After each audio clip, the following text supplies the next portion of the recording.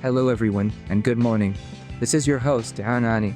It's a beautiful September 18th, a Thursday. It's the perfect day to learn something new together.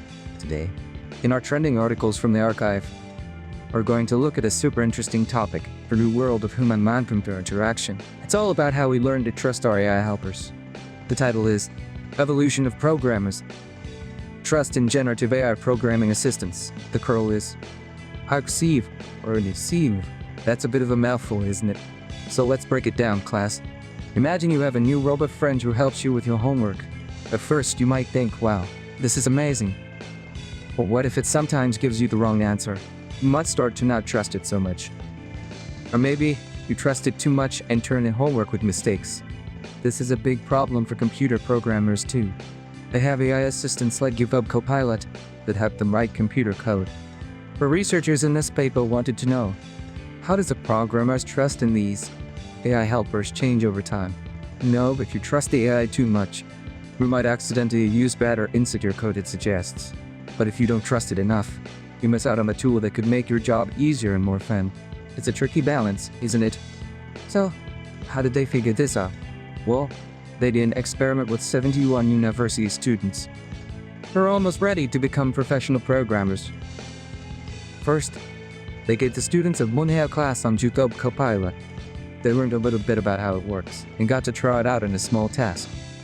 Then, for the next 10 days, the students had to use Copilot for a real project.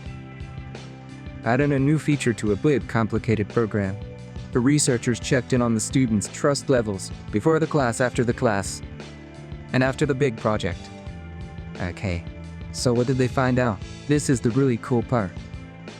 On average, the students' trust in the AI actually went up, especially right after the one-hour class. Learning about the AI's features and understanding a little bit of the magic behind it made them feel more confident. But after the 10-day project, something really interesting happened. A big idea popped up again and again in the students' feedback. They said that to use Copilot well, you need to be a competent programmer yourself. Isn't that fascinating? The AI was great for some things, but it would get stuck or suggest the wrong solution for tricky parts. The students found that they had to step in, use their own brains to figure things out, and fix the AI's mistakes. I learned that the AI is a pilot, not the main pilot. So their trust became more calibrated. They learned exactly when to rely on the AI and when they needed to take over the controls themselves. So, how can we see this in our own lives? Let's think of some examples. First, imagine designing a website for a new online store.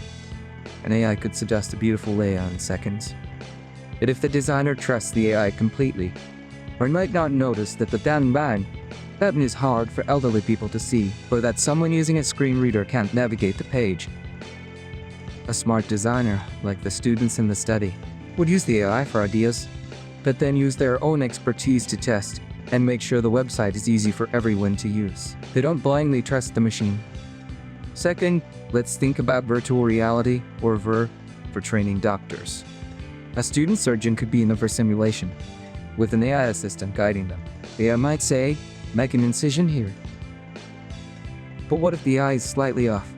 A trainee who ever trusts the AI might make a mistake.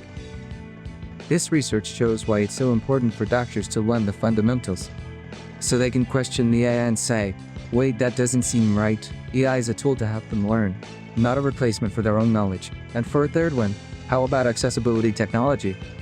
Think about a smart home assistant for someone with a disability. It might ask it to turn on the lights.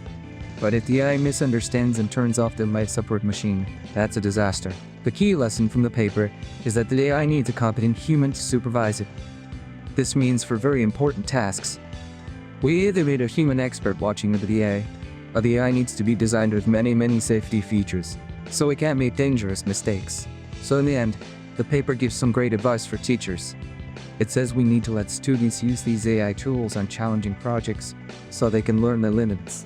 And we must keep teaching the basics, like debugging and testing, so students have the skills to check the AI's work.